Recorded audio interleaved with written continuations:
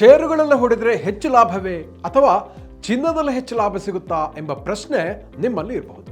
ಇದಕ್ಕೆ ಉತ್ತರವನ್ನ ಕಂಡುಕೊಳ್ಳುವ ಪ್ರಯತ್ನ ಇಲ್ಲಿದೆ. 1 ವರ್ಷ, 3 ವರ್ಷ, 5 ವರ್ಷ, 10 ಮತ್ತು 20 ವರ್ಷಗಳ ಲೆಕ್ಕಾಚಾರದಲ್ಲಿ ಹೋಲಿಸಿದ್ರೆ ಷೇರು ಮತ್ತು ಚಿನ್ನ ಎರಡೂ ಹೂಡಿಕೆದಾರರಿಗೆ ಉತ್ತಮ ಲಾಭವನ್ನು ಕೊಟ್ಟಿದೆ.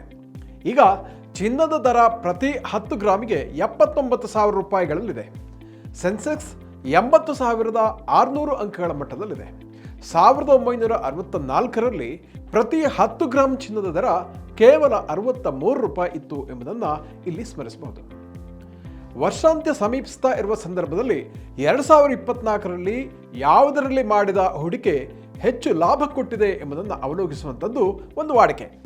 ಇದರಿಂದ ಸ್ಟಾಕ್ ಅಥವಾ ಚಿನ್ನದ ಪೈಕಿ ಯಾವುದು ಬೆಸ್ಟ್ ಎಂಬಂಥದ್ದು ನಿರ್ಧಾರ ಮಾಡಲಿಕ್ಕೆ ಅನುಕೂಲ ಆಗುತ್ತೆ.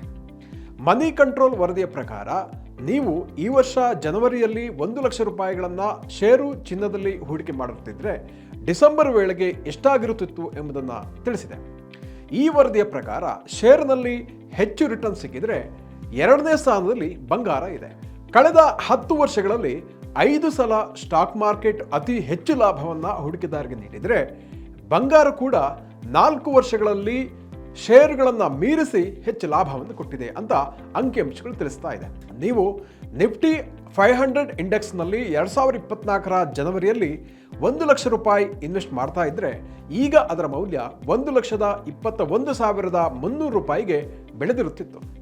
ನೀವು ಒಂದು ವೇಳೆ ಚಿನ್ನದಲ್ಲಿ 1 ಲಕ್ಷ ರೂಪಾಯಿಗಳನ್ನು ಹೂಡಿಕೆ ಮಾಡ್ತಾ ಇದ್ದರೆ ಅದು ಈಗ 1,20,700 ರೂಪಾಯಿಗೆ ಬೆಳೀತಾ ಇತ್ತು. ಈ ಸಮೀಕ್ಷೆಯಲ್ಲಿ ಈಕ್ವಿಟಿಗಳಿಗೆ ನಿಫ್ಟಿ 500 ಟೋಟಲ್ ರಿಟರ್ನ್ ಇಂಡೆಕ್ಸ್ ಅನ್ನು ನಿಗದಿಪಡಿಸಲಾಗಿದೆ. ಚಿನ್ನದ ಮೇಲಿನ ಹೂಡಿಕೆಯ ರಿಟರ್ನ್ ಅನ್ನು ಅಂದಾಜು ಮಾಡಲಿಕ್ಕೆ ನಿಪ್ಪೋನ್ ಇಂಡಿಯಾ ETF ಗೋಲ್ಡ್ ಬೀಸ್ ಅನ್ನು ಪರಿಗಣಿಸಲಾಗಿದೆ.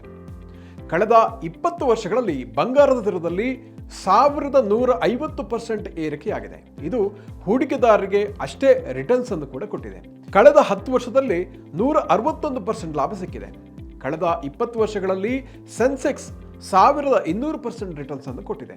ಕಳೆದ 10 ವರ್ಷದಲ್ಲಿ ಸೆನ್ಸೆಕ್ಸ್ 233% ಲಾಭ ಕೊಟ್ಟಿದೆ.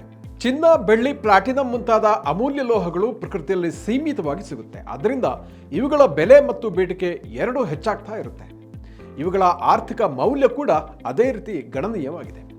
ಹೂಡಿಕೆಯ ದೃಷ್ಟಿಯಿಂದ ನೋಡಿದ್ರೆ ಚಿನ್ನ ಮತ್ತು ಬೆಳ್ಳಿ ಅತ್ಯಂತ ಅಮೂಲ್ಯವಾಗಿದೆ. ಇದರ ಪ್ರಯೋಜನಗಳ ಬಗ್ಗೆ ಈಗ ತಿಳಿಯೋಣ.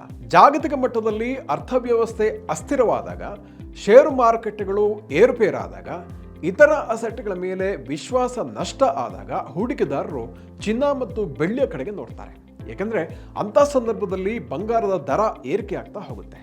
ವಿಪತ್ತಿನ ಸಂದರ್ಭ ಕೂಡ ಹೂಡಿಕೆಯ ಒಂದು ಸುರಕ್ಷಿತ ತಾಣವಾಗಿ ಚಿನ್ನಕ್ಕೆ ಬೆಲೆ ಯಾವತ್ತೂ ಇದ್ದೇ ಇರುತ್ತೆ. ನೀವು ಕರೆನ್ಸಿಗಳಲ್ಲಿಯೂ ಕೂಡ ಸಂಪತ್ತನ್ನು ಇಡಬಹುದು, ಆದರೆ ಹಣದುಬ್ಬರ ಹೆಚ್ಚಿದಾಗ ಕರೆನ್ಸಿಗಳ ಮೌಲ್ಯ ಕಡಿಮೆ ಆಗುತ್ತೆ. ಹೀಗಾಗಿ ಹಣದುಬ್ಬರದ ಎದುರು ಬಂಗಾರ ಅತ್ಯಂತ ಸದೃಢವಾಗಿ ಏರ್ತಾ ಹೋಗುತ್ತೆ ಹಾಗೂ ಅದರ ಮೌಲ್ಯವನ್ನು ಯಾವತ್ತೂ ಕಳೆದುಕೊಳ್ಳುವುದಿಲ್ಲ. ಅಮೆರಿಕ ಸೇರಿದಂತೆ ಹಲವು ಪ್ರಮುಖ ರಾಷ್ಟ್ರಗಳು ಕೋವಿಡ್ ಬಿಕ್ಕಟ್ಟಿನ ಬಳಿಕ ಆರ್ಥಿಕತೆಯ ಚೇತರಿಕೆ ಸಲುವಾಗಿ ನೋಟುಗಳನ್ನು ಹೆಚ್ಚಿನ ಸಂಖ್ಯೆಯಲ್ಲಿ ಮುದ್ರಣ ಮಾಡ್ತಾ ಇದ್ರು. ಬಳಿಕ ಹಣದುಬ್ಬರ ಕೂಡ ಗಗನಕ್ಕೇರಿತ್ತು. ಅಂಥ ಸಂದರ್ಭದಲ್ಲಿ ಸಂಪತ್ತನ್ನು ಸಂರಕ್ಷಿಸಲು ಚಿನ್ನದಲ್ಲಿನ ಹೂಡಿಕೆ ದಿ ಬೆಸ್ಟ್ ಅಂತ ಅನಿಸಿತು. ಬಂಗಾರದಲ್ಲಿ ಹೂಡಿಕೆ ಮಾಡೋದ್ರಿಂದ ನಿಮ್ಮ ಹೂಡಿಕೆಯು ವೈವಿಧ್ಯಮಯವಾಗುತ್ತೆ. ಇದರಿಂದ ರಿಸ್ಕ್ ಕೂಡ ಕಡಿಮೆ ಆಗುತ್ತೆ. ಬಂಗಾರವನ್ನು ಮಾರಾಟ ಮಾಡಿ ಹಣ ಗಳಿಸೋದು ಕೂಡ ಬಹಳ ಸುಲಭ. ಯಾವುದೇ ಜ್ಯುವೆಲರಿ ಶಾಪ್ಗಳಲ್ಲಿ ಚಿನ್ನವನ್ನು ಕೊಟ್ಟು ದುಡ್ಡು ಪಡಿಬೋದು. ಒಳ್ಳೆಯ ಸಮಯವೇ ಆಗಿರಲಿ ಅಥವಾ ವಿಪತ್ತಿನ ಸಮಯವಾಗಿರಲಿ ಚಿನ್ನದ ಮೇಲಿನ ಹೂಡಿಕೆ ಚೆನ್ನಾಗಿರುತ್ತೆ. ಬಂಗಾರವನ್ನು ಅಡವಿಟ್ಟು ಸುಲಭವಾಗಿ ಸಾಲವನ್ನು ಕೂಡ ಗಳಿಸಬಹುದು. ಚಿನ್ನದ ಆಭರಣ, ನಾಣ್ಯ ಅಥವಾ ಗಟ್ಟಿಗಳನ್ನು ಖರೀದಿಸುವುದು ಅತ್ಯಂತ ಜನಪ್ರಿಯ ಮತ್ತು ಸಾಂಪ್ರದಾಯಿಕ ಹೂಡಿಕೆ ವಿಧಾನವಾಗಿದೆ. ಆದರೆ ಭೌತಿಕ ಬಂಗಾರ ಬೇಡ ಅಂತ ಇದ್ದರೆ ಇವಾಗ ಸಾಕಷ್ಟು ಅವಕಾಶಗಳಿದೆ. ಗೋಲ್ಡ್ ETF ಇದೆ, sovereign gold bond, digital gold mining ಕಂಪನಿಗಳ ಷೇರುಗಳಲ್ಲಿ ಕೂಡ ಇನ್ವೆಸ್ಟ್ಮೆಂಟ್ ಮಾಡಬಹುದು. ಸಂಶೋಧನೆ ಮತ್ತು ಅಧ್ಯಯನಗಳ ಪ್ರಕಾರ ದೀರ್ಘಕಾಲೀನವಾಗಿ ಷೇರುಗಳಲ್ಲಿನ ಹೂಡಿಕೆಯು ಇತರ ಮಾದರಿಗಳ ಹೂಡಿಕೆಗಿಂತ ಹೆಚ್ಚಿನ ಲಾಭವನ್ನು ಕೊಟ್ಟಿದೆ. ನೀವು ಬಂಗಾರದಲ್ಲಿಯೇ ಹೂಡಿಕೆ ಮಾಡಬಹುದು ಅಥವಾ ಷೇರುಗಳಲ್ಲಿಯೇ ಹೂಡಿಕೆ ಮಾಡಬಹುದು. ಇದೆಲ್ಲವೂ ಕೂಡ ನಿಮ್ಮ ಮಾರುಕಟ್ಟೆಯ ರಿಸ್ಕ್ ಅನ್ನು ತೆಗೆದುಕೊಳ್ಳುವಂತಹ ಒಂದು ಸಾಮರ್ಥ್ಯ, ಹೂಡಿಕೆಯ ಸುರಕ್ಷತೆ ಮತ್ತು ಸಂದರ್ಭವನ್ನು ಅವಲಂಬಿಸಿದೆ. ಹೆಚ್ಚು ಲಾಭದ ಗುರಿ ನಿಮ್ಮಲ್ಲಿದ್ದರೆ ಷೇರುಗಳಲ್ಲಿ ಇನ್ವೆಸ್ಟ್ ಮಾಡಬಹುದು.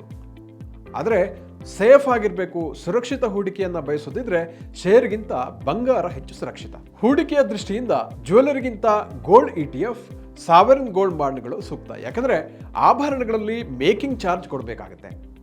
ಸ್ಟಾಕ್ಸ್ ಮತ್ತು ಬಂಗಾರದ ಹೂಡಿಕೆಯ ಉದ್ದೇಶಗಳು ಬೇರೆ ಬೇರೆ ಆಗಿರುತ್ತದೆ ಎಂಬುದನ್ನು ಇಲ್ಲಿ ಅರ್ಥ ಮಾಡಿಕೊಳ್ಬೇಕು. ಬಂಗಾರವು ಆರ್ಥಿಕ ಅನಿಶ್ಚಿತತೆಯ ಸಂದರ್ಭ ಸಂಪತ್ತಿನ ರಕ್ಷಣೆಗೆ ಒಳ್ಳೆಯದು. ಆದರೆ ಹಣದುಬ್ಬರದ ಎದುರು ದೀರ್ಘಕಾಲೀನವಾಗಿ ಷೇರುಗಳು ಹೆಚ್ಚು ಲಾಭವನ್ನು ಕೊಡುತ್ತೆ. ವೀಕ್ಷಕರೇ, ಇಂಥ ಮತ್ತಷ್ಟು ಉಪಯುಕ್ತ ವಿಡಿಯೋಗಳಿಗೋಸ್ಕರ ವಿಶ್ವವಾಣಿ ಟಿವಿ ಸ್ಪೆಷಲ್ ಯೂಟ್ಯೂಬ್ ಚಾನಲನ್ನು ವೀಕ್ಷಿಸಿ ಹಾಗೂ ಸಬ್ಸ್ಕ್ರೈಬ್ ಮಾಡಿ. ವಂದನೆಗಳು.